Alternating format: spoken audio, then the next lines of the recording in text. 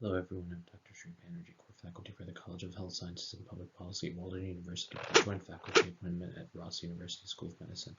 And this was actually presented in a up-and-coming medical school in Utah, and this was part of the diversity summit that I was invited to on effective communication with patients. So, patient-physician communication is extremely important, and the way I talk about this was actually a live lecture that was delivered at the medical school. I traveled to there, delivered this, but what is important there is to understand this is a dyad. What I mean by that is this is similar to when a counselor actually tries to provide therapy to individuals that are needing any sort of behavioral interventions or many different types of interventions. So let's get started here.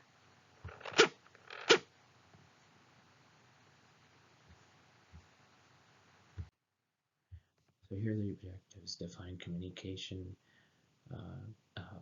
patient-physician communication in general, patient-physician communication in terms of social determinants of health, including race, and then the medical interactions and polypharmacy and how social factors and patient-physician communication is extremely important when thinking about communication.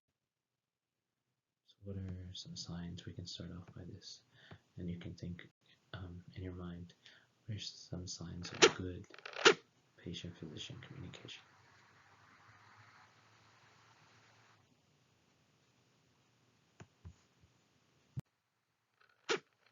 Now think about what are some signs of poor patient-physician communication, and there's quite a few reasons, but having polypharmacy, having 10, 20 pills to take, including blood pressure medications and others, even diabetes medication,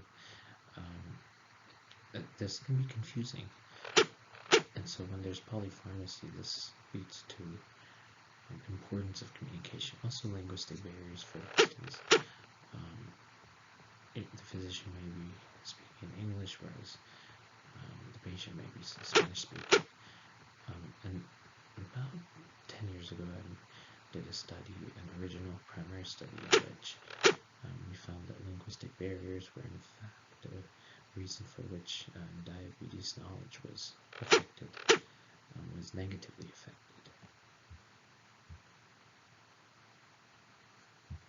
Next. So what are some of the issues with patient communication? A little bit more about that. And so I know that writing is small, but the event type is extremely important. Having sample quotes from the patient can generate a little bit more insight. So, for instance, providers not listening, noted by 29 respondents. Something did go wrong. I went in the doctor numerous times to present my worries, but was always turned away because they said it was normal.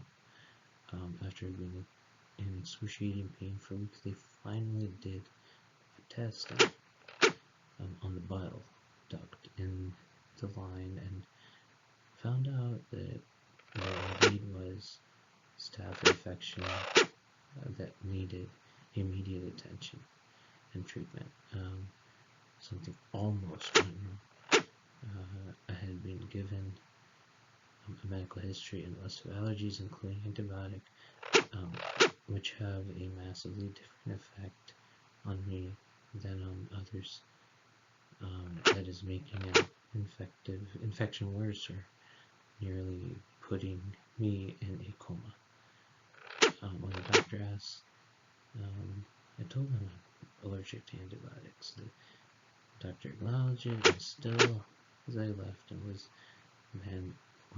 handed my medications arriving from the pharmacy, I noticed that he had prescribed me amoxicillin. So insufficient or delayed information given can be just as bad. And you can read problems with communication, more examples of this. And this helps you understand what these may be. Communication sources, lack of sensitivity, caring, and these are examples of that. And then conflicting information given, noted by 3 respondents. So conflicting ideas can be detrimental. What's the definition of communication? Well, it's a process by which information is exchanged between individuals through a common system of simple signs or behavior. So it's an information exchange.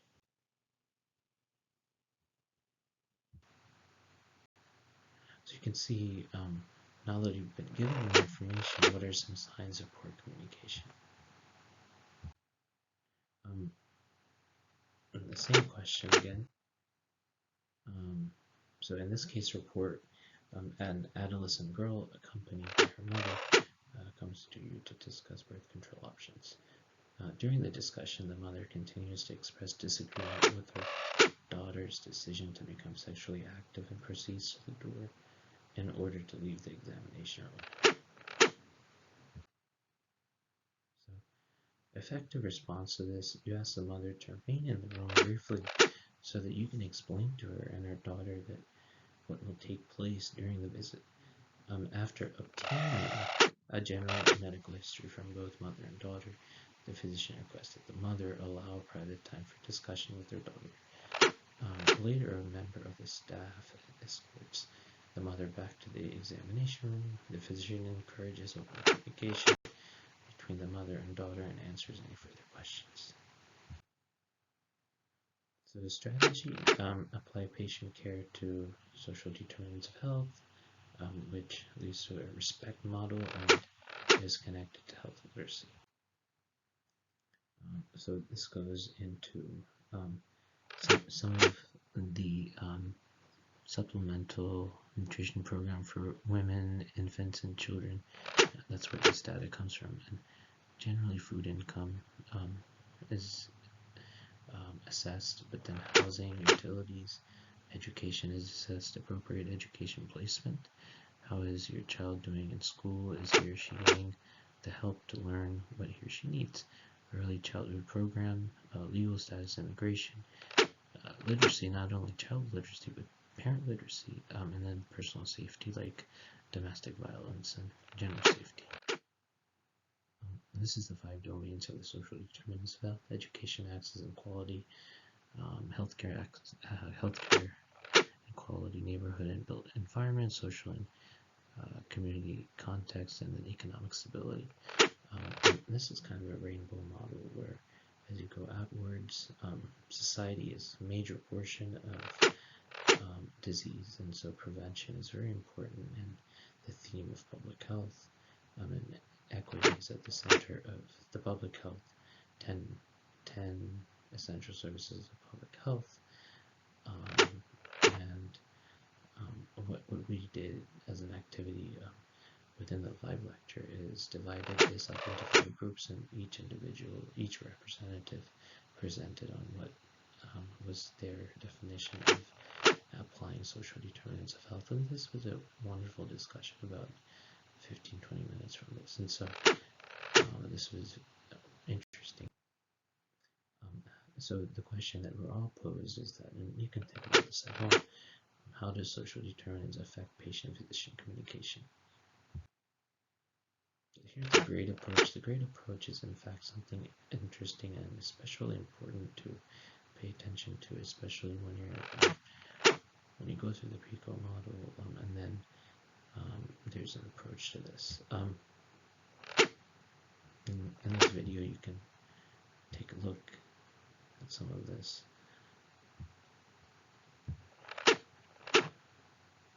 And you can look at it on your own time. So patient-centered medical interviewing, very important. So the recommended sequence for patient-centered medical interviewing is introduction and build rapport. Very, very, very important. Eliciting the patient's agenda, list all the patient's agenda items, negotiate the agenda so that the patient feels empowered. make statements like, which of these is the most concerning to you? I would also like to discuss your law today. Because we have limited time, which of these problems would you like to discuss today? Or I know it's important to you, and I'm very concerned about your blank. Could we start with blank? Blank first, and then start discussing the patient's concerns with open-ended questions. Tell me more about. What do you like to talk more about? Ask direct questions to elicit details about the chief concern. Perform a review of systems. Go through a single system. Review of systems. When you're thinking about, for instance, the eyes, extraocular movement intact is something that is especially important to examine. Elicit the patient's perspective, empathize, summarize, transition, and then additional data. Go through these questions and try to make sure to ask at least some of these questions. The RESPECT acronym is very important in building rapport, building empathy, connecting on a social level, seeing the patient's point of view, and then empathy, remembering that the patient has come to you for help. Here's another RESPECT. And there's the PRICE acronym, which is really important as well. Remove yourself from danger or the activity which caused and discontinue while it's saying exercise, continue the behavior, anything that may be causing further harm. Relative rest, do not stop moving. And so this is different for patient communication, but having the injury, some sort of, and have it less severe. So the idea is that there's a presentation with pain, and these are the protective. These are the protective aspects that you can take in order to help make it better. So there's a geospatial approach to understanding the patient-physician communication, because you can use location intelligence to better improve patient-physician communication. If you have diabetes more frequently in an area, then you would be more inclined to ask about the history of diabetes rather than an area that is less frequent. Only 15 minutes per patient, so one way to prepare, the more preparation you have towards the interaction, the better, because you have very little time to accomplish a lot of things. County health literacy levels. The yellow is highest literacy, but the dark blue is the lowest. So looking at dark blue, southern states still persist, and in southern parts of California. Patient-physician communication, the ability to effectively and compassionately communicate information, and ACGME even identified interpersonal communication skills as one of the skill areas in which physicians in training need to demonstrate competently. So interpersonal communication skills are important for future physicians. Now I'm going to introduce another acronym. The more acronyms you know, the better, because it allows you to understand patient-physician communication in a whole different way. So you acknowledge, introduce, but then the duration, explanation, and thank you are the other part of this. So this is a pretty easy acronym to remember, and out of all of them, this one is more basic. So what are the 5 fundamentals? You can take a look at this. The Studer Group actually is the author and owner of this work, and being attentive and greeting the patient in a positive manner, giving your name, your role, and your skill set, giving a reasonable time expectation, making sure the patient is knowledgeable and informed, and showing appreciation to the patient for cooperation.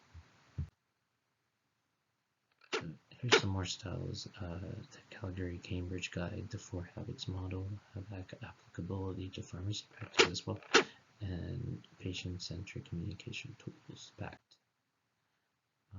So out of the 4 habits, what's habit 1 and 2? Well, habit 1 is invest in the beginning. That's where you're building rapport. That's where you're listing the full spectrum of patients' concerns, plan the visit, introduce the computer. And then habit 2, elicit the patient's perspective, ask the patient's ideas, elicit specific requests, explore the impact on the patient's life. 2 other habits, demonstrate empathy, which should be natural. Make at least one empathic statement, be open to the patient's emotions, and then invest in the end, deliver diagnostic information and provide education. So establishing a connection is extremely important. Creating rapport, verify, include, and prioritize patient outcomes, and then plan the visit with the patient. So here's some statements that you can make, and this is similar to what was there previously in establishing a connection.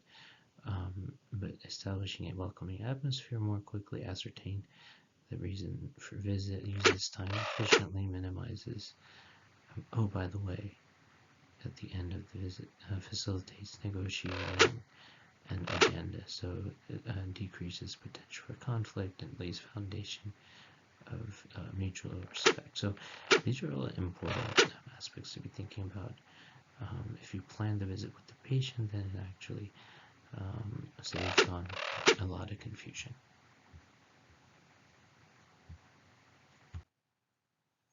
The racial disparities exist in healthcare. Disparities in patient-physician communication may also contribute to the racial disparities in healthcare. And patients' racial discordance between patients and physicians also predicts worse quality of care compared to racial concordance. So what I'm saying here is if you have a black patient and a white doctor, this may create a cultural clash. That's not to say that you can't be of different races, but understanding the cultural biases between the 2 races is especially important if the race of the doctor and patient dialogue is different. Medical interactions, communication. Communication is key to be able to provide information on medical interactions. That's when you're thinking about polypharmacy, the interactions are not easy to ascertain. So research indicates that many of the health disparities between black and white patients, especially in cancer, may be heavily influenced by the communication within medical interactions. So examples of this are provided very frequently. Here's another acronym, the RESPECT model, which is widely used to promote physicians' awareness of their own cultural biases and to develop physicians' rapport with patients from different cultural backgrounds. It includes 7 core elements. Now, as I'm saying this, there's the addressing model, addressing GSA model, which is a nice framework to be able to understand different components to improve patient-physician communication. So rapport, empathy, support, partnership, explanations, cultural competency, and trust. These are all 7, which are especially important when you're engaged in physical patient-physician communication. So out of respect, what are the first 2? Rapport, connecting to a social level, see the patient's point of view, consciously attempt to suspend judgment. Suspension of disbelief. This was a statement made by Carl Jung, but just going in there with a clear mind, clear slate, and being present in mind as you're listening to the patient. Empathy. Remember that the patient has come to you for help. Seek out and understand the patient's rationale. And we already went over the habits. Of course, demonstrating empathy and investing in the patient. There's definitions of race, which is interesting to go through. If you're white, a lot of times that includes Irish, German, Italian, Lebanese, Near Eastern, Arab, Polish. Black usually includes Kenyan, Nigerian, Haitian, Afro-American, African-American, Negro, African-American, and Black. So these are all the designations within research. American Indian, Alaska Native have origins of many people in North and South America. Asian, there's Chinese, Asian, Indian, Filipino, Korean, Japanese, Vietnamese, and other Asian individuals from Cambodia, China, India, Japan, Korea, Malaysia, Pakistan, the Philippine Islands. So this is a different area. Also, Native American or other Pacific Islander. It's another category like Gumanian, Chamorro, Samoan, and other Pacific Islanders. So as you can see, race is very varied and multifactorial. Domains of literacy: numerical literacy, financial literacy, and budgeting, co-pays, and cost of medications and the dosage. So numerical literacy is especially important when you're thinking about dosing insulin and other types of products which address diseases. And then financial ability is to understand and effectively use various financial skills, including personal financial management, budgeting, and investing. And understanding how to budget co-pays, along with having to pay for food and rent and some of the other basic necessities, is a challenge of itself. So patient literacy communication, some additional tests that are available is Fleisch Kincaid, which is available within Microsoft Word. Short assessment of health literacy in English, short assessment of health literacy for Spanish adults, also 50. So we're almost done with this, but I wanted to show you some maps near the end. And as you can see, the left map has the individuals that have some college education between the ages of 25 and 44, and then on the right there's patterns of mean and standard deviation of poor physical health. And so having poor physical health and poor mental health is extremely important. When we're thinking about on the left, poor mental health, and then on the right, there's a showcase of flu vaccinations.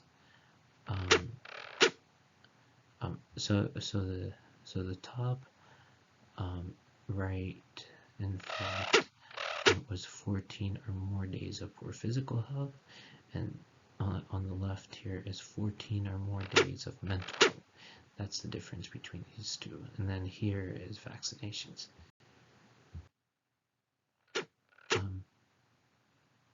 And then if live demo of geospatial, for those who might have a computer, is important. I have other videos which show that. So this is beyond the scope of this video.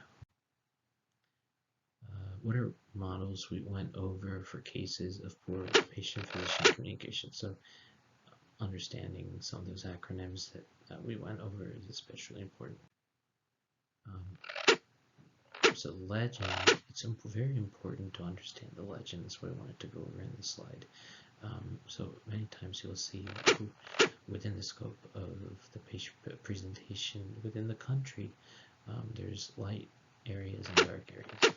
Well, it's important to know what the dark areas and light areas are. You can't make the assumption that dark areas are lack thereof and light areas is an increased rate. So this is percent fair or poor health, and this was one of the measures that was used. Greater than 23% is dark purple, whereas the less than 11% is light purple. So mind you, this is looking at percent poor or fair health. So higher the percentage, the lower the condition. And higher the percentage, the poorer the health. The lower percentage in poor health, then more then the population is not as sick. So greater than 22% means sick, less than 11 not sick.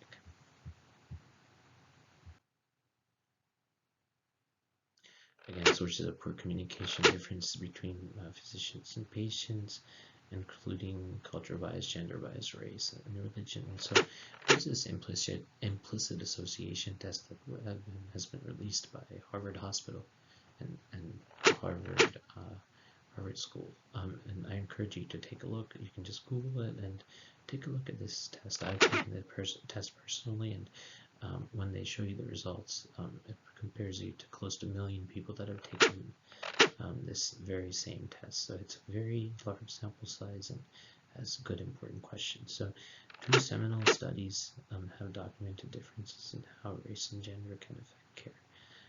Cooper and colleagues found that African American patients were substantially less likely to report equal speaking time, like participatory decision making, that wasn't there compared with white patients. And then Schulman and colleagues reported gender and racial differences in how physicians communicated about cardiac catheterization.